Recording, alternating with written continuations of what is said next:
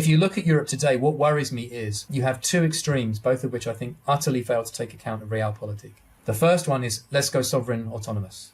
Strategic autonomy. And strategic autonomy in a world in which Europe is critically integrated with the US and China and thinks somehow it can manage to decouple from both at the same time is very unrealistic. I'm not forecasting anything here, to be abundantly clear, but if we look at realistic examples, I have conversations where I'll say, for example, look, Europe is still very reliant on US LNG.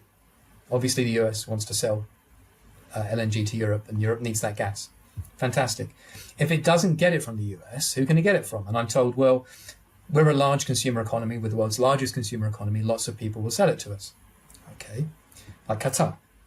What happens if the US, not a forecast, puts an aircraft carrier in the Straits of Hormuz and says no gas is getting out and we're not selling it to Europe? Well, either overnight you go back to buying from Russia again. Let's presume you don't want to do that.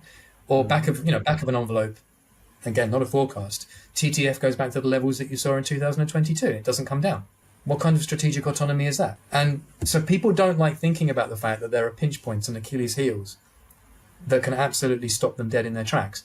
But that's what statecraft is about.